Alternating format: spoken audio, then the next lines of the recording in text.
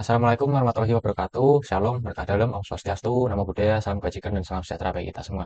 Selamat pagi, siang, sore, ataupun malam, Bapak dosen, Pak Brifka Ardinata, rekan-rekan mahasiswa, dan para penonton. Pada kesempatan kali ini, melanjutkan video yang sebelumnya, ini adalah bagian kedua dari penjurnalan umum, kemudian kemarin ada buku besar dan neraca saldo. Kemudian pada hari ini kita akan membahas tentang jurnal penyesuaian, laporan keuangan, neraca saldo setelah disesuaikan, buku besarnya juga, kemudian juga ada laporan arus kas dan jurnal penutup. Sebelum kita mulai ke dalam videonya, saya akan memperkenalkan diri saya kembali. Perkenalkan, nama saya Pilpu Budiono dari Angkatan 24 Accounting dengan nomor Indo Mahasiswa yaitu 01060424100021. Mari kita mulai ke dalam videonya. Kita akan mulai dengan konsep dari jurnal penyesuaian, kemudian konsep dari laporan keuangan, dan kemudian konsep dari jurnal penutup. Kita akan langsung mulai. Nah, di sini kita mulai konsep dasar akuntansi, jurnal penyesuaian, dan laporan keuangan. Di sini yang pertama kita membahas tentang jurnal penyesuaian. Jurnal untuk penyesuaian terkait dengan transaksi-transaksi yang terjadi pada periode tersebut. Jurnal penyesuaian ini dilakukan pada setiap akhir periode akuntansi, yaitu bisa bulan ataupun tahun. Di sini jurnal penyesuaian ini bertujuan untuk mencatat transaksi yang belum tercatat secara sepenuhnya pada jurnal umum. Nah, di sini yang harus dicatat itu masih ada pendapatan yang masih harus diterima, kemudian ada beban yang masih harus dibayar, kemudian pendapatan yang masih diterima di muka, kemudian beban yang dibayar di muka, dan juga ada penyusutan terkait dengan mungkin peralatan ataupun juga kendaraan yang digunakan selama periode pencatatan akuntansi. Nah, ini adalah contoh dari jurnal penyesuaian. Di sini kita lihat ada beban peralatan, beban perlengkapan maksud saya, dan juga ada perlengkapan. Di sini beban perlengkapan ada di bagian debit karena beban ini mengurangi ekuitas.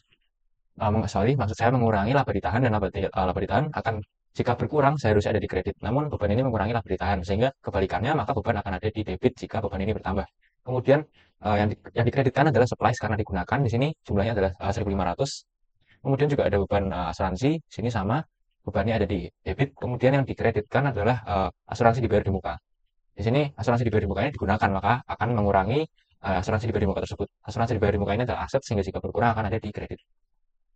Kemudian juga ada beban depresiasi, di sini beban penyusutan yang dikreditkan adalah akumulasi dari penyusutannya.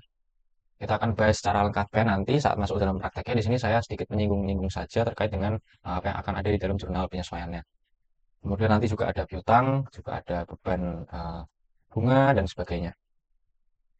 Kita masuk ke laporan keuangan. Di sini yang pertama adalah laporan laba rugi atau income statement. Di sini laporan laba rugi ini menyajikan terkait dengan pendapatan dan beban yang ada selama periode akuntansi yang di jurnal. Di sini pendapatan ini adalah uang yang diterima dari penjualan ataupun jasa yang kita berikan pada klien.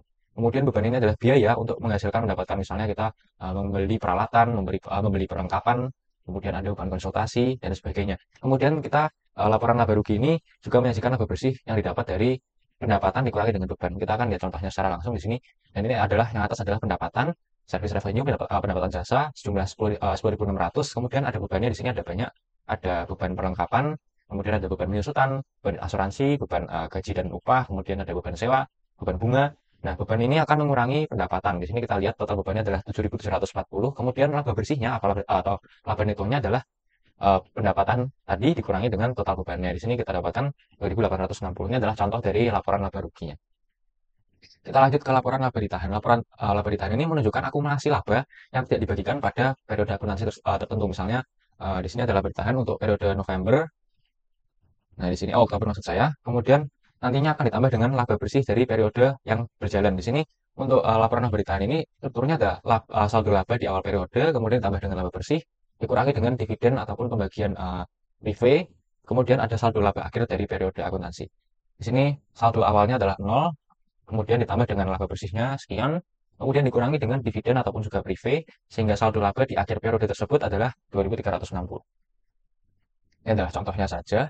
Kemudian kita lanjut ke laporan posisi keuangan. Laporan posisi keuangan ini lebih seperti neraca atau seperti pada PDA, yaitu aset sama dengan liabilitas plus ekuitas. Di sini laporan posisi keuangan ini menggambarkan posisi keuangan pada titik tertentu atau waktu tertentu. Misalnya pada bulan Oktober asetnya ada sekian, kemudian kewajibannya adalah sekian, kemudian ekuitasnya adalah sekian. Di sini aset yang kita catat adalah aset lancar, baik kas, piutang atau persediaan, kemudian aset yang tidak lancar seperti properti ataupun juga peralatan. Kemudian kita juga mencatatkan kewajiban, yaitu kewajiban yang lancar seperti hutang dagang, kemudian ada kewajiban jangka panjang seperti pinjaman. Kemudian juga kita mencatatkan ekuitas, yaitu ada modal saham, dan juga ada laba ditahan. Ini adalah salah satu contoh dari laporan posisi keuangan. Di sini ada asetnya, ada kas, piutang, perlengkapan, asuransi dibayar di muka, peralatan, kemudian juga ada penyusutan dari peralatannya. Di sini total asetnya adalah 21.910. Kemudian ini adalah liabilitasnya. Di sini liabilitasnya ada wesel bayar, kemudian ada hutang usaha, ada pendapatan diterima di muka, ada hutang gaji, kemudian ada juga dan juga ada hutang bunga. Di sini juga ada liabilitas, sorry, di sini ada ekuitasnya, yaitu ada laba dan modal. Kemudian total aset ini jumlahnya harus sama dengan liabilitas ditambah dengan ekuitasnya. Di sini total liabilitas adalah 9.550 dan juga ada total ekuitasnya adalah 12.360. Sehingga jika dijumlah liabilitas dan ekuitasnya, jumlahnya adalah 21.910 sama dengan asetnya. Kemudian kita lanjut ke laporan arus kas atau cash flow statement. Di sini laporan arus kas ini menyajikan informasi terkait dengan aliran kas selama periode akuntansi tertentu. Di sini isinya adalah kas dari kegiatan operasional, kemudian kas dari pembelian atau penjualan aset, ini untuk aktivitas investasi, kemudian juga ada aktivitas pendanaan, yaitu seperti penerbitan saham atau dividen. Kemudian aktivitas operasional ini seperti pendapatan ataupun juga beban yang dikeluarkan. Kemudian dari investasi ini seperti yang disebutkan yaitu pembelian atau penjualan aset. Kemudian untuk pendanaan ini bisa juga untuk modal. Nah, kita lihat di sini untuk laporan contoh laporan arus kasnya di sini untuk arus kas dari aktivitas operasional ada dari pendapatan dan juga beban.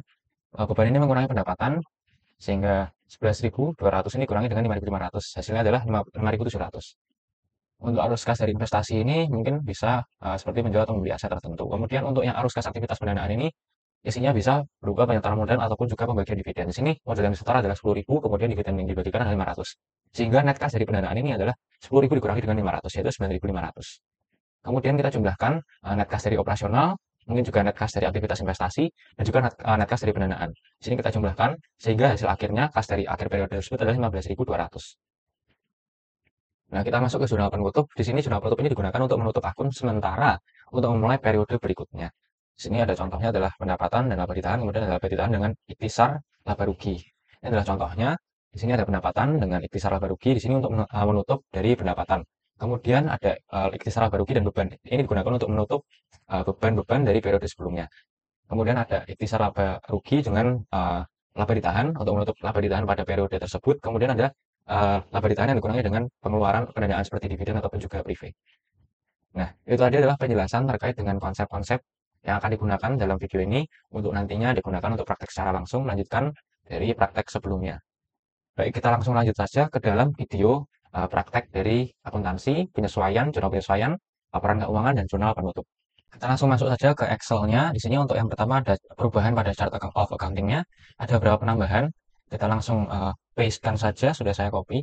Kemudian di sini kita dapatkan sebagai berikut. Yang ditambahkan pada chart of accounting ini adalah yang pertama beban gaji, kemudian ada juga beban penyusutan, kemudian juga ada beban asuransi, beban pemeliharaan dan perawatan, kemudian ada beban perlengkapan, kemudian ada ikhtisar laba rugi, kemudian ada juga laba ditahan, kemudian juga ada hutang gaji, hutang perawatan, kemudian ada akumulasi penyusutan peralatan, kemudian juga ada akumulasi penyusutan kendaraan. Nah, untuk penggabungannya, kita gunakan cara yang sama dengan video sebelumnya. Kita gunakan concatenate untuk menggabungkan beberapa teks. Di sini saya menggabungkan yang pertama adalah angka, kemudian spasi, kemudian nama akunnya. Sehingga jika digabungkan adalah sebagai berikut. Nah, secara otomatis langsung menggabungkan keduanya. Nah, kita masuk ke jurnalnya. Di sini untuk namanya akan saya ubah menjadi jurnal saja, karena akan digunakan untuk nanti ada jurnal penyesuaian dan juga jurnal penutup. Kita hilangkan totalnya. Nah, di sini tidak lupa kita akan mengubah data validation-nya untuk bagian jurnal penyesuaian. Di sini kita akan drag and drop terlebih dahulu untuk data validation-nya sampai kira-kira saja. Demikian juga untuk yang sebelahnya. Hal ini untuk mempermudah kita dalam nantinya mengisikan akun-akun yang digunakan. Kemudian kita juga akan merubah format numbering dari debit dan kreditnya supaya nanti lebih mudah dilihat. Kita merge. Kemudian kita gantikan namanya menjadi jurnal penyesuaian.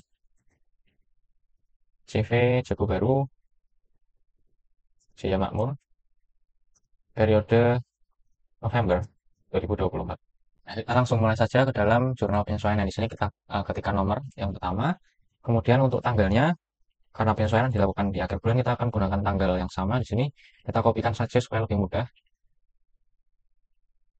kita klik ke bawah supaya nanti lebih mudah dalam menginputkan jurnal-jurnalnya, akun-akunnya maksud saya. Kemudian di sini kita langsung masuk saja ke penyesuaiannya. Nah, di sini yang pertama ada laporan terkait dengan stok opname untuk melihat barang atau perlengkapan di sini per 1 November dan per 30 November dari perlengkapan yang tersisa. Kemudian ini adalah yang terpakai sejumlah Rp462.000. Di sini kita akan catatkan untuk akunnya pada debit adalah beban perlengkapan. Mengapa beban perlengkapan? Karena di sini adalah ada perlengkapan yang sudah terpakai sehingga dapat diakui sebagai beban. Nah, beban ini adalah bagian dari laba ditahan dan juga bagian dari ekuitas. Jika beban bertambah, artinya pada ekuitas ini mengalami pengurangan, sehingga dapat dikatakan bahwa ekuitasnya ini min, sehingga akan munculnya di debit. Kemudian yang dikreditkan ini adalah perlengkapan, karena perlengkapannya digunakan, perlengkapan ini adalah bagian dari aset, sehingga jika berkurang akan munculnya di kredit. Untuk jumlahnya adalah Rp462.000. Di sini, banyakkan 0. Nah, kemudian kita gunakan sama dengan dan pilih selnya saja untuk lebih memudahkan. Untuk keterangannya, kita akan gunakan di sini beban perlengkapan November 2024. Kemudian untuk yang ini adalah perlengkapan yang terpakai November 2024. Nah, untuk akun yang terlibat ini kita akan kopikan saja, kemudian kita drag ke bawah supaya lebih mudah.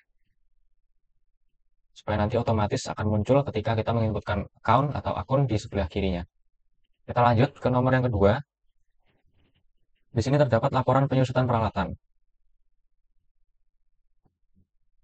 Nah, di sini untuk peralatan yang disusutkan adalah diantaranya meja kantor, kemudian komputer, dan juga ada kursi kantor. Dan penyusutannya, untuk meja kantor ini 5%, komputer 10%, dan kursi kantor 5%.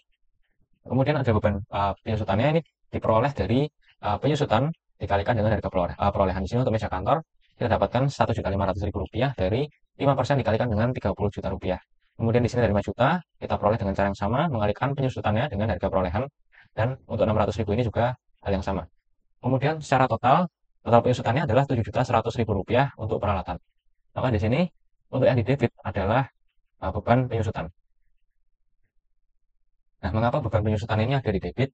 Karena beban adalah bagian dari ekuitas dan beban mengurangi laba ditahan.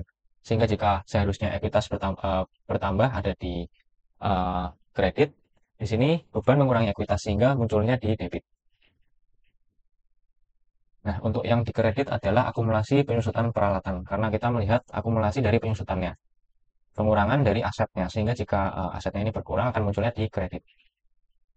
Di sini jumlahnya adalah Rp7.100.000, sama halnya dengan yang di kredit. Nah, untuk keterangannya adalah beban peralatan, maksud saya beban penyusutan, 24.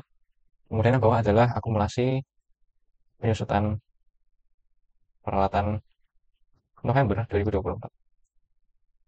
Akunnya akan secara otomatis terinput karena kita menggunakan fungsi if sama seperti pada video sebelumnya. Untuk logikanya adalah if kemudian logical test di sini D72 sama dengan 0 maka akan muncul value di E72. Kemudian jika salah akan muncul kembali D72. Sama seperti video sebelumnya. Artinya jika pada D72 ini sama dengan 0 tidak ada isinya maka akan memilih sebelahnya. Namun jika ada isinya maka akan memilih D72 kembali karena D72-nya tidak sama dengan 0 pada logical test-nya.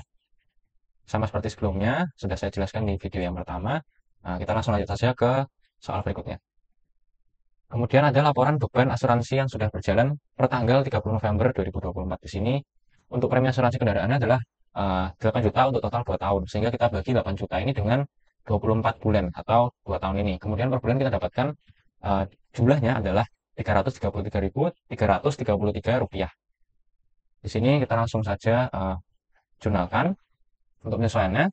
Di sini yang didebitkan adalah beban asuransi. Nah, beban asuransi ini adalah juga mengurangi laba ditahan dan laba ditahan ini bagian dari ekuitas. Jika ekuitasnya bertambah sehingga harus munculnya di kredit, tetapi di sini beban ini mengurangi ekuitas sehingga kebalikannya justru beban ini muncul di debit. Kemudian untuk yang di kredit adalah asuransi dibayar di muka. Di sini karena kita membayar di muka secara lunas, kemudian terpakai, maka kita catatkan dalam penyesuaiannya sebagai beban yang sudah dipakai. Dan yang dikurangi adalah asuransi di muka karena ini adalah bagian dari aset sehingga jika terpakai atau ya terpakai maka akan dikurangi. Munculnya di kredit. Kemudian di sini jumlahnya adalah 333.333 rupiah. Nah, di sini kemudian hal yang sama dengan yang di kredit. Untuk keterangannya kita akan gunakan saja di sini beban asuransi kendaraan NOV 24. Kemudian yang bawah adalah asuransi DPM terpakai. Terpakai NOV 24. Sama akunnya akan muncul secara otomatis. Kemudian kita lanjut ke nomor yang keempat. Di sini adalah laporan beban sewa yang terpakai. Di sini bebannya adalah sewa gudang terpakai per tanggal 30 November ini terpakai 1 bulan. Di sini lama sewa kita adalah 2 tahun dan ini terbayar lunas secara penuh 2 tahun. Biaya sewanya adalah 60 juta per tahun sehingga jika dibagi dengan 12 bulan hasilnya adalah 5 juta per bulan. Di sini terpakai per tanggal 30 November adalah 1 bulan dengan jumlahnya yaitu 5 juta rupiah. Di sini kita akan debitkan adalah beban sewa. Kemudian yang dikredit adalah sewa dibayar di muka.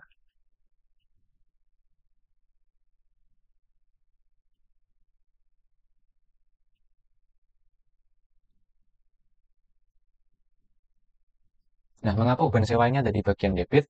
Sama seperti penjelasan beban-beban sebelumnya, beban sewa ini adalah bagian dari laba ditahan, ya, mengurangi laba ditahan.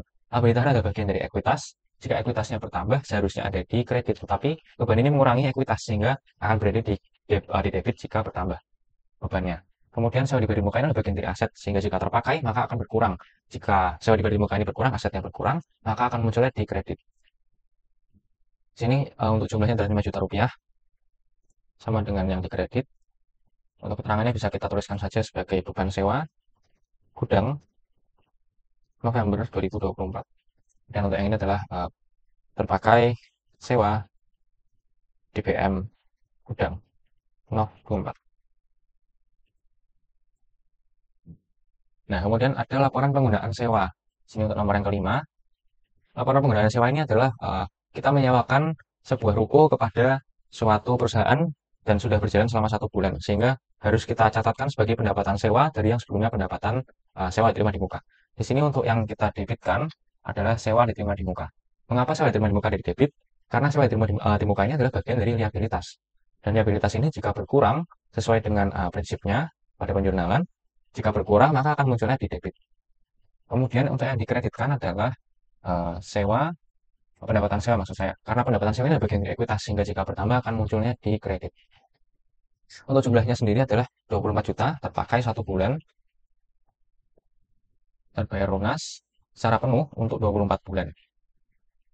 Di sini kita untuk kreditnya kita tinggal sama dengan kemudian select cell-nya.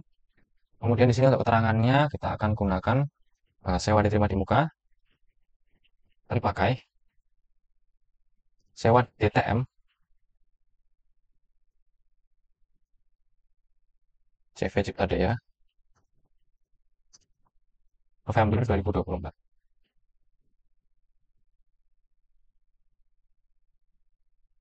Lanjut ke nomor berikutnya. Di nomor 6 ini, nah ternyata ada pendapatan yang belum dicatat dan terjadi pada 28 November. Penagihannya ini akan dilakukan 14 hari setelahnya, sehingga belum tercatat sebagai pendapatan. Namun pada akhir periode akuntansi ini, pada bulan November ini harus dicatat sebagai pendapatan. Sini untuk yang didebitkan adalah piutang usaha, karena kita masih memberikan piutang. Nah, di sini, maaf, piutang. Nah, karena ini belum dibayar, maka bentuknya masih adalah piutang. Piutang ini adalah bagian dari aset, sehingga jika bertambah akan munculnya di debit. Kemudian yang dikreditkan ini adalah pendapatan jasa. Pendapatan jasa ini adalah bagian dari ekuitas, sehingga jika bertambah akan munculnya di kredit. Untuk jumlahnya sendiri adalah 330 ribu rupiah, sama dengan yang di kredit. Kemudian untuk keterangannya akan kita tulis di sini sebagai piutang kepada CV Jakarta Makmur. Dan yang bawah adalah pendapatan dari CV pendapatan jasa diperoleh dari CV Jakarta Makmur. Untuk tadi ini yang pendapatan sewa kita akan tuliskan saja pendapatan sewa dari sewa diterima di muka.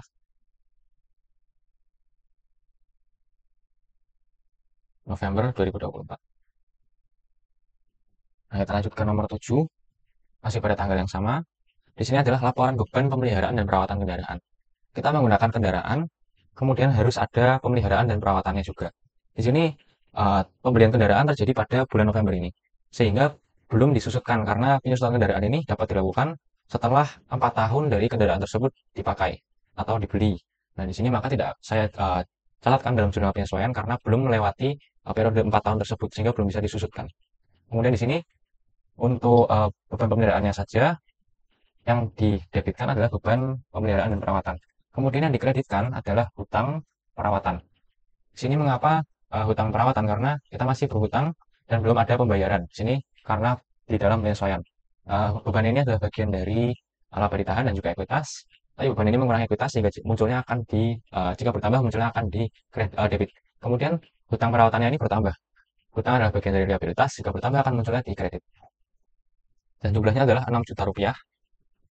Ini didapatkan dari perolehan harga perolehan dikalikan dengan biaya perawatannya itu 1% dari harga perolehan sehingga diperoleh 6 juta rupiah.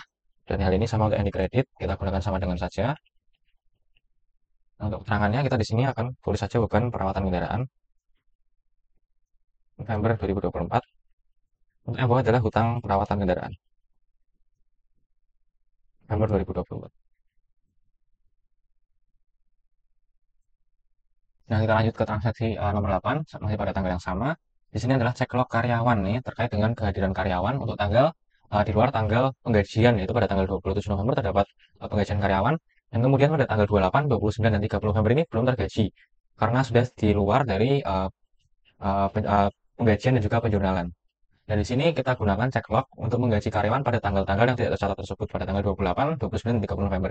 Di sini ada beberapa karyawan, ada 5 karyawan, ada yang mengalami keterlambatan seperti Jong Di Andrew, kemudian juga ada yang selalu terlambat di sini Aristoteles Sugiawan, dan juga ada yang juga mengalami beberapa kali keterlambatan.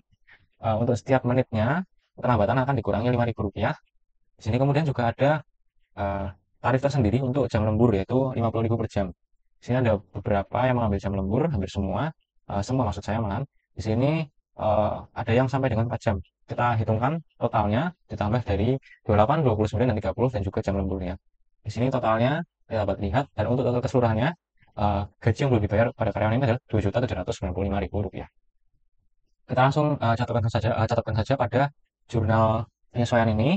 Untuk yang didebitkan adalah beban gaji. Beban gaji karena karyawan ini sudah bekerja kemudian harus digaji. Di sini beban ini juga adalah bagian dari laba ditahan dan ekuitas.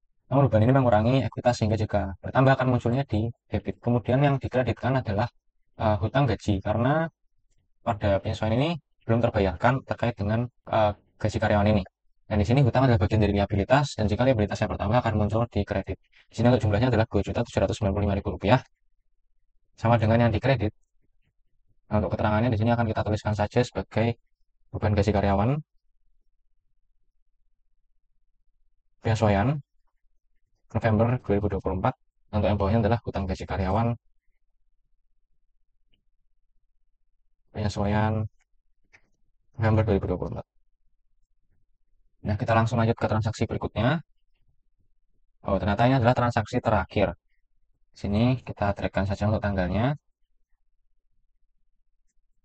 Nah, ini adalah jurnal penyesuaian dari transaksi jurnal umum sebelumnya.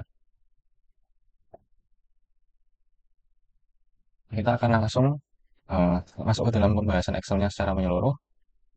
Sini kita rapikan terlebih dahulu. Kita beri warna. Nah, kita akan langsung masuk ke laporan keuangan. Namun sebelumnya di sini, karena sudah ada jurnal penyesuaian, maka kita harus juga membuat buku besar setelah penyesuaian dan juga neraca saldo setelah penyesuaian. Nah, di sini untuk membuatnya, kita akan membuat saja ulang dari awal. Di sini kita berikan nama buku besar setelah penyesuaian.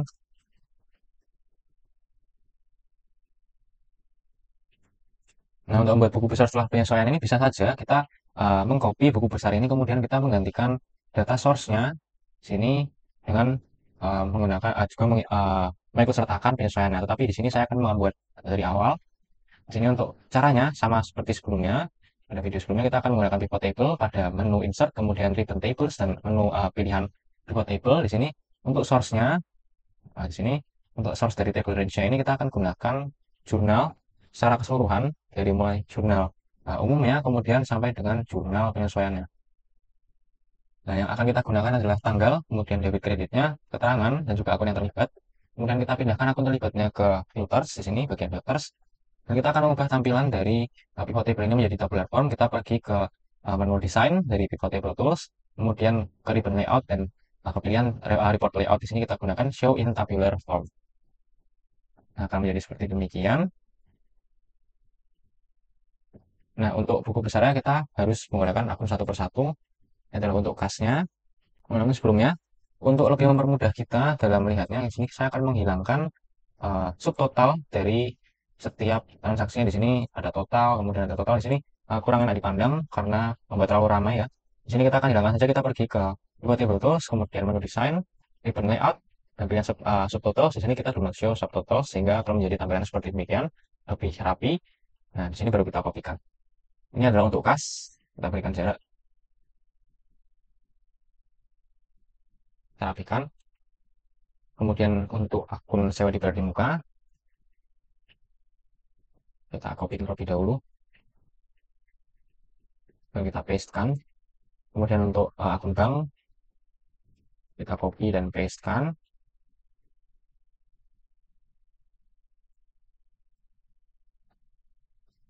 Kemudian untuk akun bangunan, kita copy dan pastekan. Nah, saya akan mengulangi proses copy paste dari untuk semua buku besar ini di belakang layar, sehingga nanti akan langsung muncul secara keseluruhan. Kita gunakan cara yang sama. Nah, ini untuk mempersingkat durasi dari videonya sehingga tidak terlalu lama. Kita langsung skip ke yang sudah jadi. Nah, ini adalah buku besar yang sudah jadi. Di sini ada banyak sekali akun. Namun kita masih belum bisa melihat saldo-saldo akhir dari akun tersebut. Maka kita di sini akan menggunakan sama dengan, kemudian if, sama dengan if, jika J15 ini lebih besar daripada yang di kanan, maka kita akan mengurangkan J15 ini dengan K15. Namun jika tidak, maka maksud saya jika K15 ini justru lebih besar dari J15 ini, maka yang terjadi adalah K15 yang akan dikurangkan dengan J15. Demikian. Nah, maka hasilnya sebagai berikut.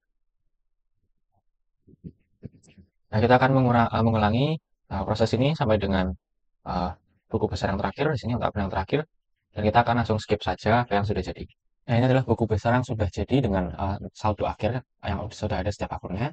Di sini ada untuk kas, kemudian sewa dibayar di muka, kemudian ada bank, juga ada untuk bangunan, kemudian piutang usaha, kendaraan, perlengkapan, asuransi dibayar di muka, peralatan, akumulasi penyusutan peralatan, hutang wesel, hutang usaha, kemudian juga ada hutang perawatan, hutang gaji, sewa diterima di muka, pendapatan diterima di muka, modal usaha, prive, pendapatan jasa, pendapatan sewa, beban jasa profesional, beban perlengkapan, beban pemeliharaan perawatan, kemudian ada beban penyusutan, beban asuransi, beban gaji, beban sewa, beban utilitas, dan juga ada beban bunga. Di sini sudah ada saldonya semua. Nah, kemudian kita akan langsung lanjut ke neraca saldo yang sudah disesuaikan. Di sini untuk neraca saldo yang sudah disesuaikan, kita akan gunakan saja dari neraca saldo sebelumnya. Kita tinggal kopikan saja di sini.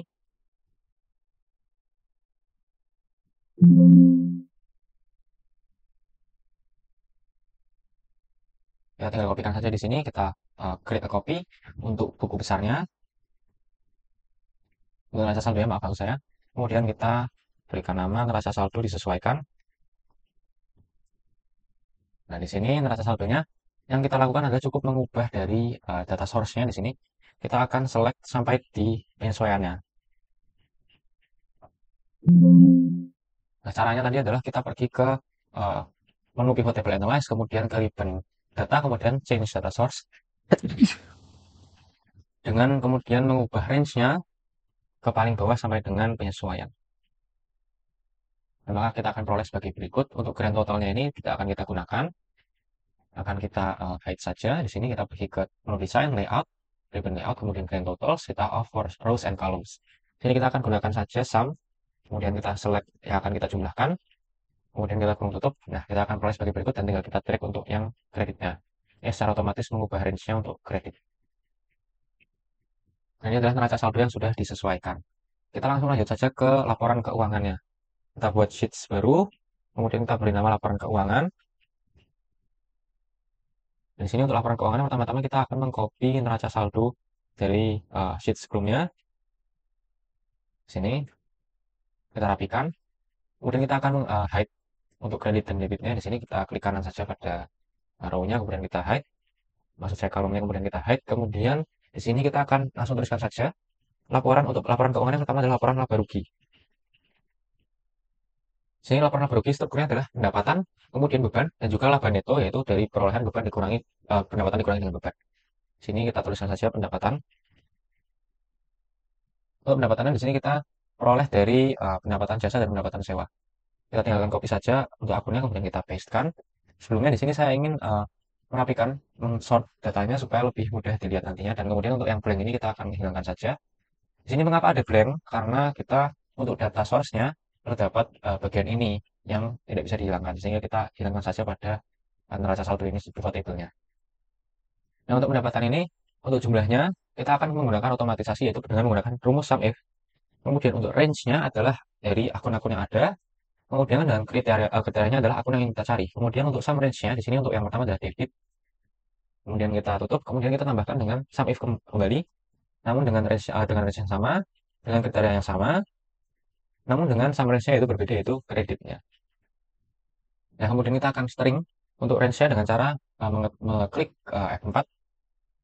Sorry, F4 di sini. Untuk secara otomatis membuat range ini menjadi string. Nah, kemudian kita enterkan secara otomatis mendapatkan data dari kriteria yang kita sebutkan tadi. Jadi tinggal kita drag and drop, kemudian kita lihat di sini. Nah, untuk logikanya dari sum ini adalah kita mencari kriteria dari range, dan kemudian sum range-nya adalah debit ataupun kreditnya. Di sini pertama-tama kita mempunyai kriteria sebagai 401 pendapatan jasa. Kemudian range dari yang kita cari ini adalah akun-akun ini. Kemudian sum range-nya adalah jumlah dari debit dari akun-akun yang ada, ataupun juga kredit dari akun-akun yang ada. Sehingga kita sum range-nya adalah debit atau kreditnya, kemudian range-nya adalah akun yang terlibat dan kriteria atau yang ingin kita cari dalam range tersebut adalah yang kita tuliskan di bagian ini. Nah, sama. Kemudian untuk total pendapatannya, kita akan gunakan saja sum. Sum ini untuk menjumlahkan, kemudian kita select range-nya sebagai berikut, maka akan diperoleh angka berikut. Kemudian untuk bebannya, beban di sini ada beberapa. Nah, kita tinggal kopikan saja bebannya. Di sini ada beban jasa profesional hingga beban bunga. Kita kopikan saja. Kemudian untuk mencari jumlahnya sama, kita tinggal kopikan saja di sini. Kita select, kemudian pastekan. Nah, secara otomatis akan mencari kriteria tersebut dalam range. Di sini logikanya sama seperti dengan pendapatan. Kemudian total bebannya adalah kita gunakan sama, kita gunakan sum. Kemudian kita select yang akan kita jumlahkan. Nah, di sini jumlahnya adalah sebagai berikut. Kemudian kita akan mengganti formattingnya supaya lebih mudah dilihat. Di sini kita pergi ke menu home, ribbon number, dan kemudian kita pilih di sini simbol dolar dan kemudian pilih rupiah. Nah, untuk laba netonya di sini adalah pengurangan dari pendapatan dikurangi dengan bebannya. Dapat kita lihat di sini adalah perusahaan ini mengalami kerugian sejumlah Rp27.422.569. Nah, kita akan rapikan terlebih dahulu di sini. Kita merge, kemudian kita berikan warna. Kita berikan tabel juga. Nah, gini. Gitu. Oke, kita lanjut langsung ke laporan berikutnya, itu laporan laba ditahan. Sini laporan laba ditahan ataupun saldo laba. Untuk isinya sendiri adalah saldo pada awal saldo laba pada awal periode atau November 2024.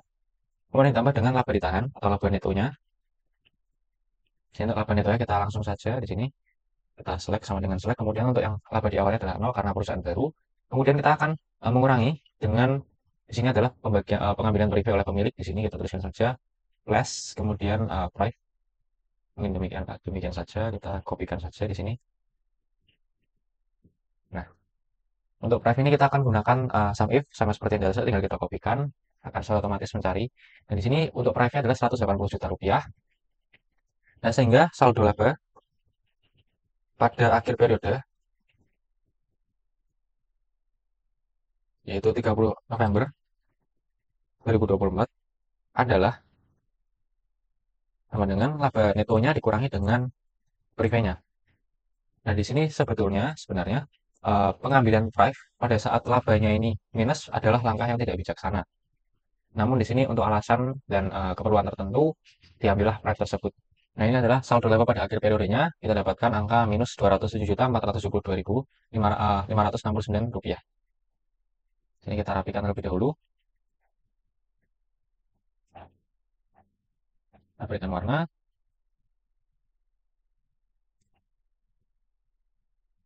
Demikian pula untuk yang ini. Nah, kemudian kita langsung lanjut ke laporan posisi keuangan. Nah, laporan posisi keuangan ini untuk melihat aset, liabilitas, dan ekuitas kita pada akhir periode ini. Sini yang pertama adalah aset. Untuk asetnya di sini ada aset lancar dan aset tidak lancar. Kita kopikan saja semuanya di sini untuk asetnya. Kemudian kita pastekan saja.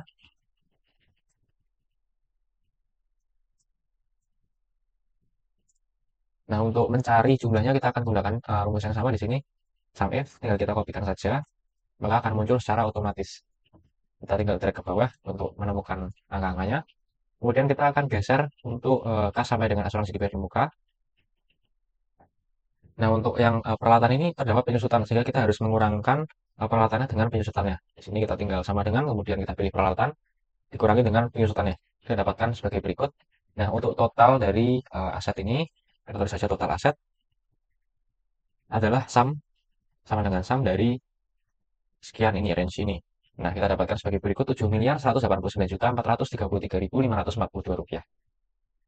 Nah, kemudian kita langsung lanjut ke liabilitasnya. Di sini untuk liabilitasnya ada hutang wesel, hutang usaha, hutang perawatan, hutang gaji, sewa terima di muka, kemudian pendapatan terima di muka. Kita select saja, kita kopikan, kemudian kita pastekan. Nah, untuk mencari jumlahnya kita gunakan cara yang sama, kita tinggal copy saja, kita pastekan dengan logika yang sama dengan sebelumnya. Di sini sum if sama dengan sum if, kemudian kita menggunakan kriteria yang kita cari dari range yang ada, dengan sum range-nya adalah debit dan kreditnya. Kita mencari jumlahnya dari sum range itu, sum range tersebut. Kemudian kita tinggal drag saja ke bawah untuk mengkopikannya. Nah, sehingga total asetnya adalah sum dari angka-angka tersebut. Kita tulis saja sum dalam kurung, kemudian kita select, kita tutup. Nah, demikian untuk total liabilitasnya maksud saya. Nah, kemudian juga ada di sini untuk ekuitasnya.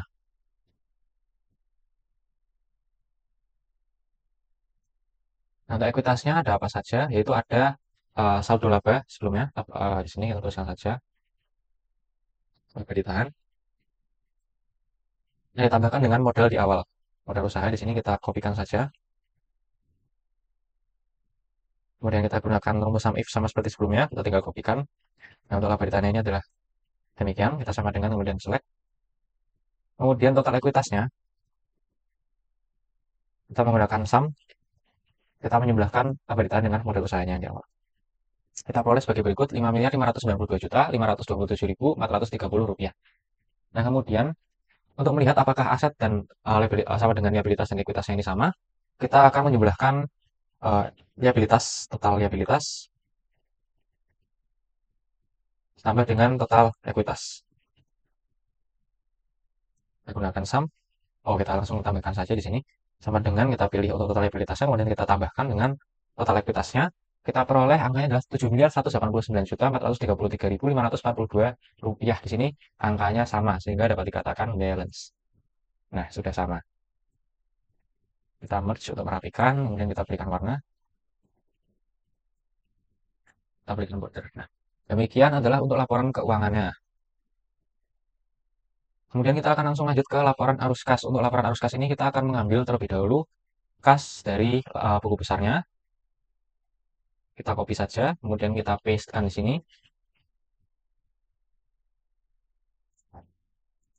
Kita paste value-nya saja. Nah, untuk kas ini ada beberapa pengelompokan yang harus kita lakukan. Di sini untuk yang pertama, kita akan memberikan seperti kode-kode pada bagian kanan dari setiap pencatatan yang ada di sini. Untuk modal kas akan saya beri kode MOD untuk modal. Kemudian untuk membayar perlengkapan ini kita akan memberikan kode beban atau BBN. Kemudian untuk menerima pembayaran kita akan menggunakan PT atau pendataan. Kemudian membayar utang ini kita akan menggunakan BBN juga atau beban. Membayar ruko ini juga beban. Kemudian membayar gaji karyawan juga adalah beban. Kemudian membayar sewa gudang bulan November ini juga adalah beban. Mendapatkan pembayaran dari sewa ruko ini adalah pendapatan. Kemudian untuk yang pembayaran dari sewa diterima ini juga adalah pendapatan. Nah, kemudian mengambil bagian ini adalah prive ya kita. Saya berikan kode PRV untuk prive.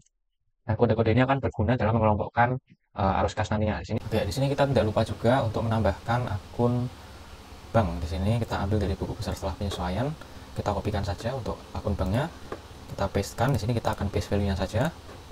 Kita akan rapikan.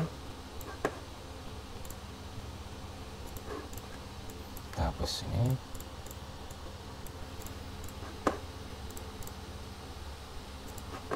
Nah, kita akan berikan juga kode-kodenya. Di sini modal bank. Kita tulis sebagai mode kodenya. Kemudian bayar asuransi ini adalah beban. Kita tulis beban BBN.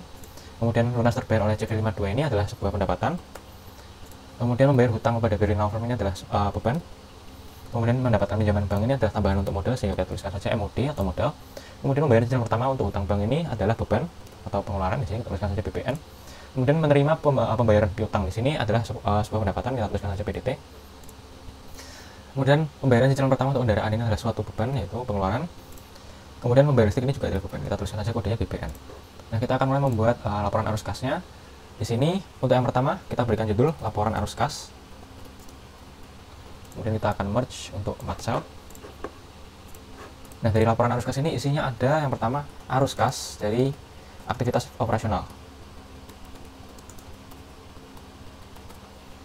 Nah, arus kas dari aktivitas operasional ini nantinya dibagi menjadi dua, yaitu yang pertama ada dari pendapatan usaha. Kemudian yang berikutnya adalah beban pengeluaran usaha. Ini untuk pendapatan usahanya.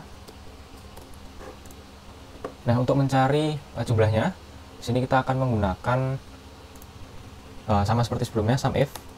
Kita gunakan formula SUMIF. Kemudian untuk range-nya adalah range dari kode-kode yang telah kita tulis sebelumnya. Kemudian untuk kriterianya, untuk pendapatan usaha ini kita akan memilih kriteria PDT atau pendapatan. Kemudian untuk sum range yang pertama adalah debitnya. Kemudian kita tutup. Kemudian kita tambahkan dengan SUMIF yang kedua untuk yang kreditnya. Di sini untuk range-nya sama, range dengan kode-kodenya. Kemudian untuk kriterianya adalah sama, pendapatan. Kemudian sum range-nya adalah kreditnya. Kita tutup. Kemudian kita string untuk range-nya supaya tidak berubah ketika kita nanti drag. Sini kita string dengan cara menekan F4.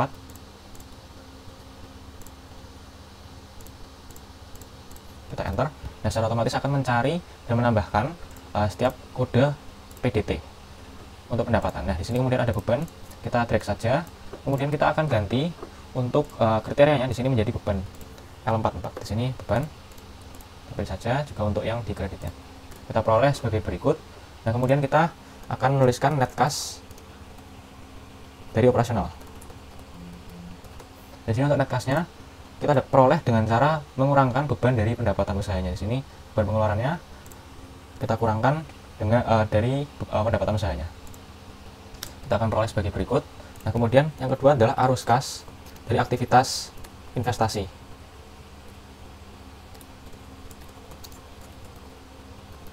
Ya, namun dalam perusahaan ini tidak ada aktivitas investasi, maka kita akan berikan saja tanda strip di sini. Nah, kemudian juga ada arus kas dari aktivitas pendanaan. Di sini untuk aktivitas dari pendanaan ini ada dua, yaitu pertama adalah penyetoran modal, baik modal di awal maupun modal tambahan. Kemudian juga ada pengurangan dari modal, misalnya ada pembagian prive atau dividen. Di sini untuk kasus ini adalah pembagian prive, maka kita tuliskan saja prive. Di sini untuk cara mencari jumlahnya sama, akan kita gunakan SUMIF. Kita kopikan saja dari yang atas. Kita hanya perlu untuk mengubah kriterianya. Di sini kita hapuskan kriteria yang lama, kemudian kita gantikan dengan modal untuk penyetoran modal. Untuk yang di kreditnya sebagai berikut, maka akan muncul secara otomatis. Kita juga mengubah untuk yang prive di sini, kita ubah menjadi PRV. Nah, demikian. Nah, kemudian untuk logikanya sendiri di sini kita mencari kriteria yang ada di sini untuk kodenya. Kemudian kita mencari range di dalam range tersebut, di dalam range ini apakah ada yang sama. Kemudian akan kita jumlahkan. Itu adalah logika dari SUMIF. Kemudian juga kita mencari untuk yang kreditnya dengan logika yang sama, mencari kriteria di dalam range, kemudian menjumlahkan kriteria-kriteria yang sama di dalam range tersebut. Maka kita dapatkan sebagai berikut. Dan kemudian untuk net kas dari pendanaan, kita akan mengurangkan pengeluarannya atau price ataupun dividen dari penyataan modal di awal. Di sini kita select untuk modalnya, kemudian dikurangkan dengan briefnya. Di sini akan kita dapatkan sebagai berikut. Kemudian kita akan mencatatkan kas pada awal periode November 2024, yaitu 0 karena merupakan perusahaan baru. Kemudian kas pada akhir periode November 2024, yaitu dengan cara menambahkan net kas operasional. Kemudian jika ada adalah net kas dari investasi, namun di sini tidak ada. Kemudian tambahkan lagi dengan net kas dari pendanaan. Maka akan kita peroleh sebagai berikut. Nah, untuk mengecek apakah hasilnya sudah benar, di sini kita akan membandingkannya dengan penjumlahan dari buku besar net kas dan juga bank. Di sini kita tambahkan saja. Nah, ternyata jumlahnya sudah sama. Di sini kita akan gunakan formatting number untuk supaya lebih mudah melihatnya. Nah, hasilnya sudah sama. Dan sehingga dapat dikatakan laporan arus kas ini sudah benar. Kita rapikan.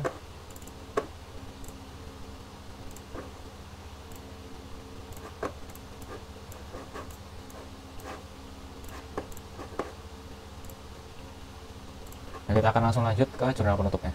Ini kita pergi ke Sheets Journal, kemudian kita merge untuk yang ini. Kita beri nama jurnal penutup.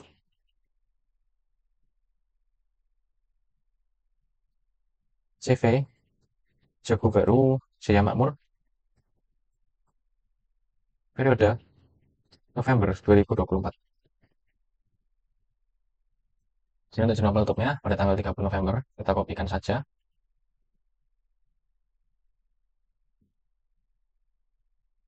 Nah, di sini pertama-tama kita akan menutup dari pendapatan, sehingga di sini pendapatan akan kita letakkan pada debit karena pendapatannya akan dienolkan istilahnya, akan dikurangkan. Kemudian di sini juga ada pendapatan sewa. Intinya semua pendapatan akan kita letakkan di debit karena akan dikurangkan. Dikurangkan dengan apa? Dengan ikhtisar laba rugi untuk mengenolkan istilahnya pendapatan pada akhir periode ini untuk sementara menutup. Nah, di sini pendapatan jasanya. Nah, di sini untuk mencari jumlahnya kita akan menggunakan fungsi VLOOKUP. Di sini untuk lookup value-nya adalah yang ingin kita cari. Di sini pendapatan jasa. Kemudian untuk table array-nya kita akan gunakan dari laporan keuangan. Di sini kita select saja semua. Kemudian untuk kolom indeksnya adalah 4 karena jumlah untuk akunnya ada di kolom nomor 4, 1, 2, 3, 4. Kemudian untuk range lookup-nya ini saya akan gunakan false untuk mencari exact match atau lebih presisinya secara tepat. Nah, akan muncul secara otomatis sebagai berikut. Tinggal saya drop ke bawah untuk mendapatkan untuk pendapatan sewanya. Nah, untuk ikhtisar laba ruginya ini adalah penjumlahan dari kedua pendapatan tersebut. Di sini jumlahnya adalah Rp41.336.000. Untuk keterangannya adalah di sini menutup pendapatan jasa November 2024. Nah, bawah adalah menutup pendapatan sewa November 2024. Ini adalah ikhtisar laba rugi.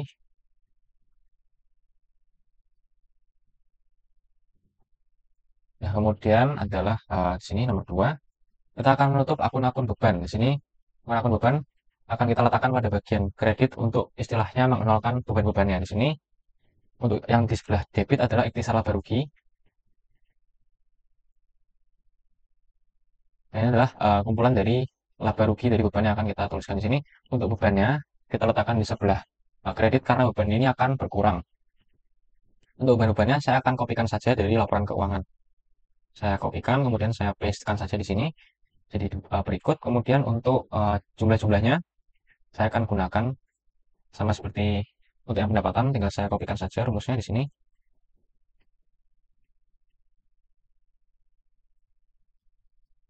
Nah, kita akan mencari beban pada laporan keuangan.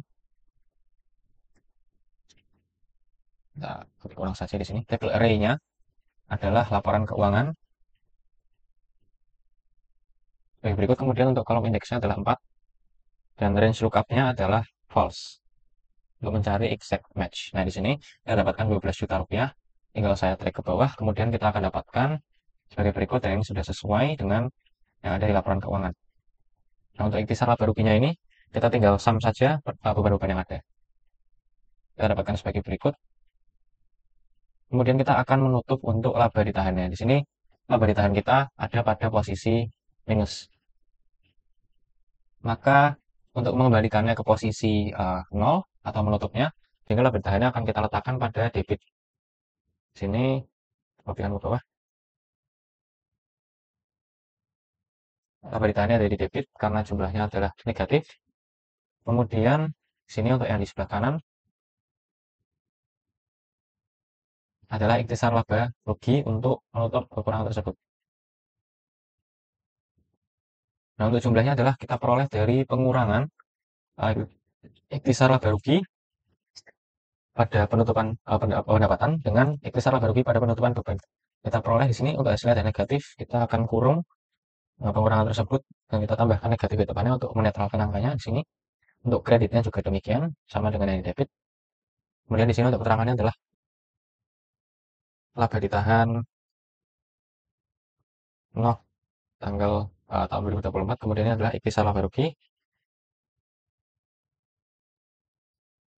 untuk penutupan laba ditahan November 2024. Nah, kemudian kita juga mencatatkan di nomor 4 adalah pengambilan price. Di sini melalui laba ditahannya berkurang, maka akan munculnya di debit di sini laba ditahan. Kemudian yang dikredit adalah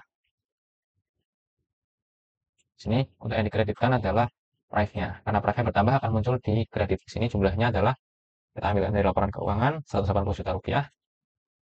Samakan untuk yang dikreditnya, kita gantikan untuk formatnya. Kemudian di sini laba ditahan, kita tuliskan saja pengambilan price. Untuk saya laba ditahan untuk price November 2024. Dan untuk yang profitnya adalah pengambilan price November 2024. Kita rapikan dengan memberikan border. Nah, tidak lupa kita juga akan drag and drop untuk akun yang terlibat di sini. Nah, sudah lengkap, kita akan langsung lanjut ke neraca saldo setelah penutupan. Di sini kita buat sheet baru, kita beri nama neraca saldo penutupan. Kemudian kita akan mengkopikan saja dari neraca saldo yang sudah disesuaikan di sini. Kita akan copy keseluruhan, kita pastekan, kita rapikan di sini.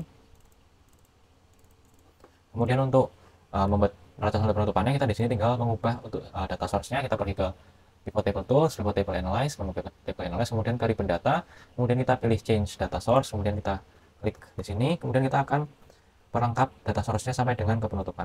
Kita ketik OK, kita ketiknya saja di sini, dan kemudian akan muncul sebagai berikut. Di sini kita akan hilangkan saja untuk sum of debit dan kreditnya, hide. Kemudian di sini kita akan hilangkan juga untuk yang blank di sini. Nah, di sini kita akan sort berdasarkan urutan. Yang kita dapat lihat di sini sudah secara urut.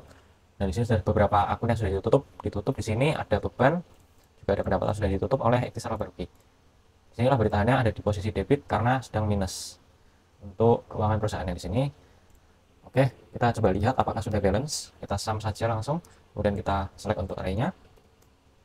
Kita drag saja untuk sebelahnya. Secara otomatis akan mengubah range-nya. Oke, di sini ternyata sudah balance. Nah, jadi neraca saldo penutupan ini kita dapatkan dari jurnal penutupan, kemudian juga yang disesuaikan, dan juga jurnal umum di awal. Neraca saldo penutupan ini kita lihat untuk melihat apakah sudah nol untuk melanjutkan beberapa akun yang seperti beban dan mendapatkan untuk melanjutkan penjurnalan di bulan berikutnya dengan saldo-saldo yang baru. Nah, di sini cukup sampai sekian saja untuk pembahasan kita terkait dengan penyesuaian hingga penutupan. Mohon maaf sebesar-besarnya jika ada kesalahan kata dalam penyampaian, juga dalam pengerjaan. Saya Bilbo Budiono, pamit undur diri. Sampai jumpa di video-video berikutnya.